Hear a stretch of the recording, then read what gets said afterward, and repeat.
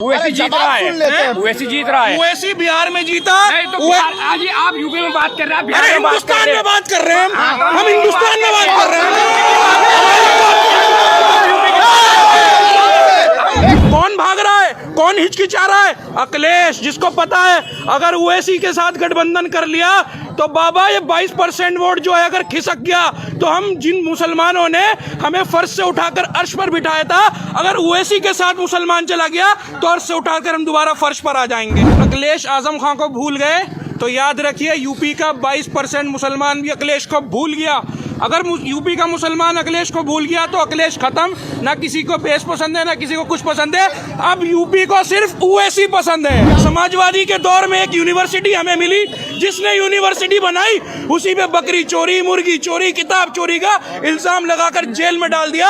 आज कोई समाजवादी का नेता आजम खान का नाम लेने तक को तैयार नहीं है। सिर्फ मुसलमानों पे एक हर आदमी ने एक तलवार टंग रखी है कि हमें बीजेपी को हराना है, हमें बीजेपी को हराना है। हमने क्यों ललकारा मोदी को? क्योंकि उसने गुजरात का दंगा दिया। अरे भाई, मुजफ्फरनगर के अंदर हमारी सैकड़ों जाने गई थी। अखिलेश चिल्लाते हैं कि आजम खान हमारे बड़े नेता हैं, 9 मंत्रालय हमने आजम खान को दिया है। अरे आज अखिलेश के पास 9 मिनट नहीं है कि आजम खान के लिए आवाज उठा ले। आजम खान की आवाज कौन उठा रहा है? असदुद्दीन ओवैसी। नसीमुद्दीन की आवाज कौन उठा रहा है? असदुद्दीन ओवैसी। इमरान मसूद को योगी ये कहता है कि अगर ये अफजल मसूद का भाई है, आवाज कौन उठाता है? असदुद्दीन ओवैसी। प्रियंका, अखिलेश, जितने भी नेता थे, बाबरी मस्जिद के ऊपर फैसला आता है तो इन्होंने उस फैसले का समर्थन करा। सिर्फ असदुद्दीन ओवैसी था जिसने कहा था इंशाअल्लाह अपने आने वाली नस्लों को बताएंगे कि यहाँ मस्जिद थी और इंशाअल्लाह हय्या अलस सलाह और हय्या अलल फलाह की आवाजें दोबारा इस मस्जिद से गूंजेंगी और बाबरी मस्जिद दोबारा बनेगी। अरे ओवैसी ने किसी की गुलामी नहीं करी है। ओवैसी अपनी पार्टी का मालिक है जो ताबेदारी की नहीं बल्कि हिस्सेदारी की बात करता है। अभी एक नेता ने कहा कि ओवैसी की गर्दन काटो तो 22 लाख का इनाम। अरे कभी आप ओवैसी का ऐसा बयान दिखा दीजिए कि वो कहे कि मोदी की गर्दन काटो तो 22 लाख का इनाम।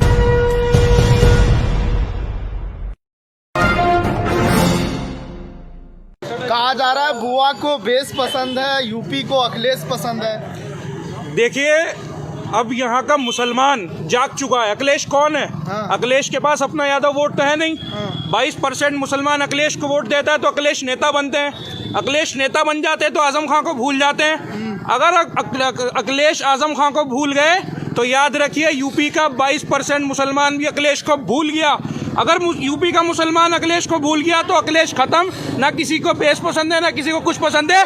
अब यूपी को सिर्फ ओवैसी पसंद है। क्या कर लेंगे ओवैसी 100 सीट पर? अरे आप हैदराबाद में जाकर देखिए, ओवैसी की 7 सीटें हैं लेकिन वहाँ के मुख्यमंत्री ओवैसी के इशारों पर नाचता है।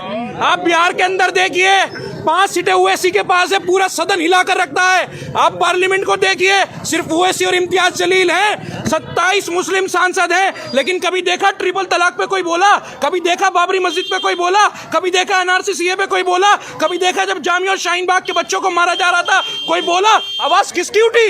ओवैसी की उठी। मुस्लिम पर्सनल लॉ बोर्ड पे हमला होता है, आवाज किसकी उठी? ओवैसी की उठी। तो अब मुसलमानों ने ठान लिया जो हमारे साथ है हमें वही पसंद है। अब की बार असद की सरकार। लोग तो कह रहे हैं हैदराबाद तो संभल नहीं रहे हैं। यूपी जो लोग कह रहे हैं उनसे पहले पूछ लिए हैदराबाद की हिस्ट्री।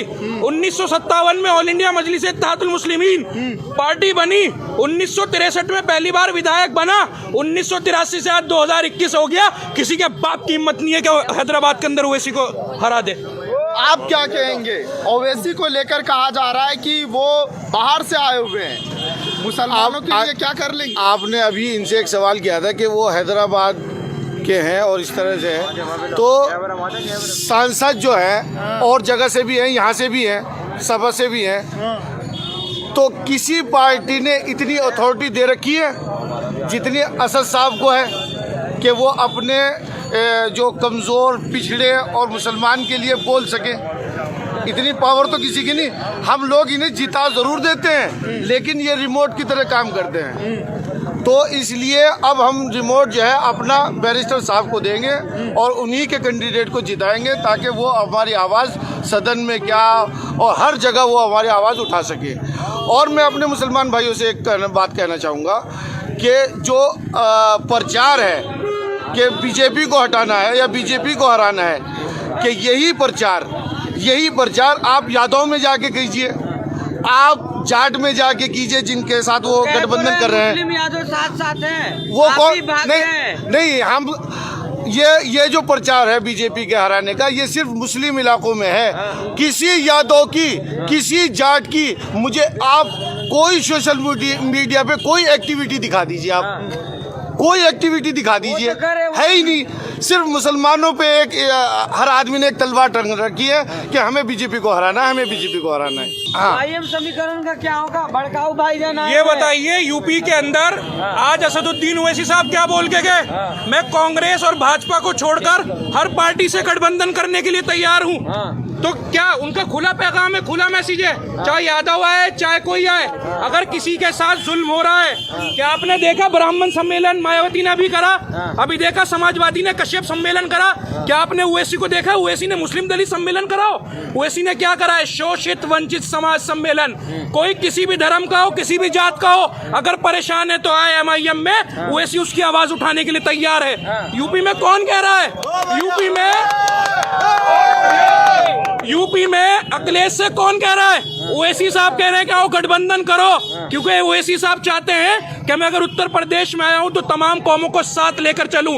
कौन भाग रहा है? कौन हिचकिचा रहा है? अखिलेश, जिसको पता है अगर ओवैसी के साथ गठबंधन कर लिया तो बाबा ये 22% वोट जो है अगर खिसक गया तो हम जिन मुसलमानों ने हमें फर्श से उठाकर अर्श पर बिठाया था, अगर ओवैसी के साथ मुसलमान चला गया तो अर्श से उठाकर हम दोबारा फर्श पर आ जाएंगे।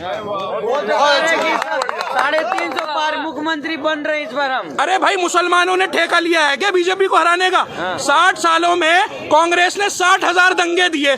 हमने क्यों ललकारा मोदी को? क्योंकि उसने गुजरात का दंगा दिया। अरे भाई, मुजफ्फरनगर के अंदर हमारी सैकड़ों जाने गई थी। किसने, किसके दौर में गई थी? अखिलेश के दौर में गई थी। जो अखिलेश चिल्लाते हैं कि आजम खां हमारे बड़े नेता हैं, 9 मंत्रालय हमने आजम खां को दिया है। अरे आज अखिलेश के पास 9 मिनट नहीं है कि आजम खां के लिए आवाज उठा ले। आजम खां की आवाज कौन उठा रहा है? असदुद्दीन ओवैसी। नसीमुद्दीन की आवाज कौन उठा रहा है? असदुद्दीन ओवैसी। इमरान मसूद को योगी ये कहता है कि अगर ये अफजल मसूद का भाई है, आवाज कौन उठाता है? असदुद्दीन ओवैसी। अरे भाई, असदुद्दीन ओवैसी तो सबको कंधे पे बिठाने के लिए तैयार है। तुम ही गधे की तुम पकड़ के पीछे पीछे भाग रहे हो अखिलेश। तो आजम खान को छुड़वाइए ना, क्यों नहीं वकील खड़ा करते हैं ओवैसी साहब? भाई आप ये बताइए, मुस्लिम पर्सनल लॉ बोर्ड के मन से बोलने से नहीं होगा, मन से बोलने के लिए नहीं। जामिया के ऊपर मामला हुआ, अगले दिन पार्लियामेंट में जामिया के लिए आवाज किसने उठाई? किसने कहा जामिया के बच्चों को इंसाफ मिलना चाहिए? दिल्ली के अंदर 53 मुसलमान जाने गई। दिल्ली के अंदर नॉर्थ ईस्ट दिल्ली में दंगा हुआ, किसने कहा कि मस्जिद मेरी शान है? किसने कहा मस्जिद मेरी पहचान है? बाबरी मस्जिद के ऊपर फैसला आता है।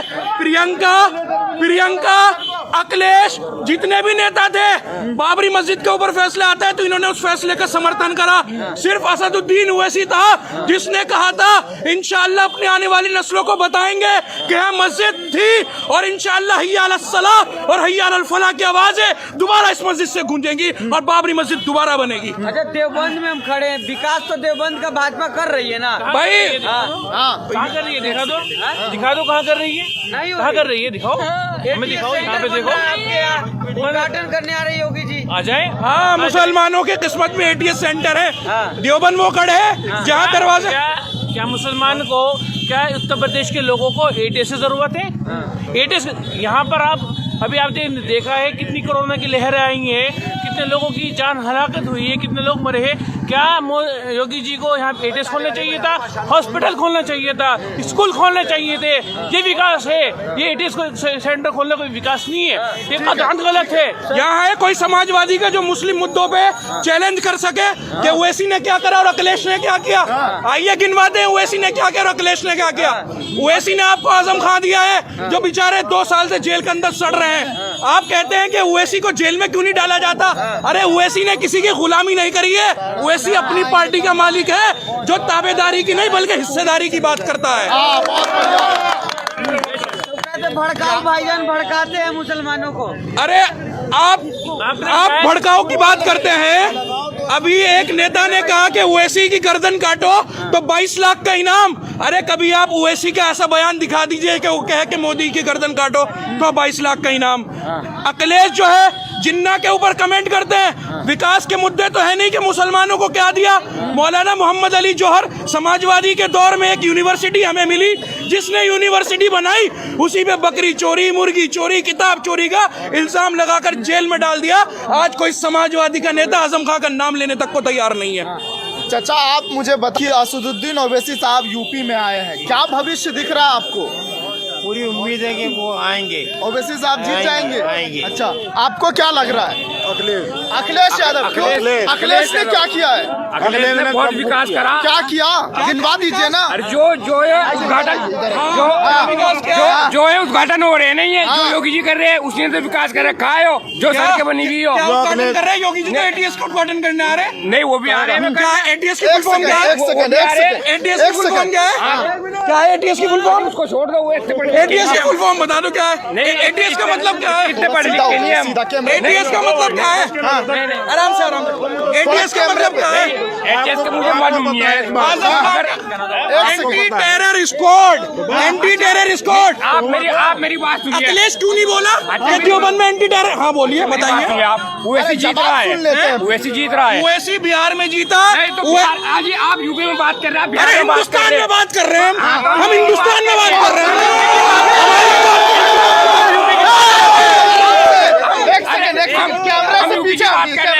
आप ये बताइए, अभी पार्षद को चुनाव हुआ पूरे उत्तर प्रदेश के अंदर, क्या पता हुआ ऐसी कितनी सीटें जीता? नहीं कितनी जीता?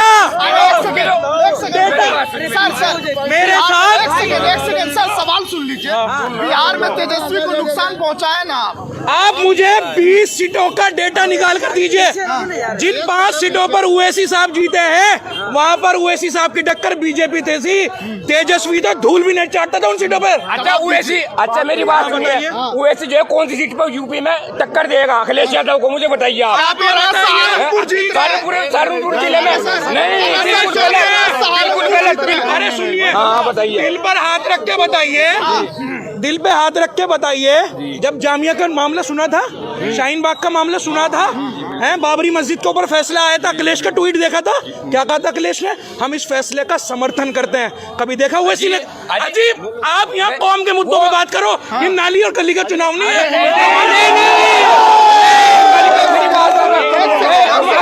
इलेक्शन पे बात करो आप, ये ना बात करो आप। इलेक्शन मुसलमान है, हिंदू की बात ना करो आप। हाँ सुनिए सुनिए सुनिए। अच्छा एक सेकंड जवाब ले लेते हैं। हाँ जवाब लेंगे ना। यहाँ पर किसका विधायक है? यहाँ पर ब्रिजेश है। क्यों है? बीजेपी का मैं बता रहा क्यों है? क्यों है? क्योंकि समाजवादी बीएसपी ने आपस में लड़कर आपको नुकसान पहुंचाया ना माविया जीता ना माजी जीता। तो वो तो पार्टी से टिकट हुए थे दोनों को, बीएसपी को भी टिकट हुआ था। मेरी बात तो सुनो आप। बीएसपी को मेरी बात तो सुनो। साहब जब कहाँ थे आप? अब जो आप यहाँ बोल रहे हैं, जब कहाँ थे आप? मेरी पूरी बात सुनो। नहीं अरे बिना नहीं मेरी बात सुनो। अरे नहीं मेरी बात सुनो। जब बीजेपी का जब बीएसपी का टिकट होया, वो अपने कैंडिडेट लड़ रहा था माजी नदी, तो आजाद लड़ रहा था, वो पार्टी के टिकट से लड़ रहा था। जब मावे लड़ रहा था तो उसके टिकट से लड़ रहा था, समाजवादी पार्टी के। आम आदमी वैसे ही थोड़ा ही लड़ रहा था वो। मेरी बात सुनो, समाजवादी के पास अपना यादव वोट तो है नहीं।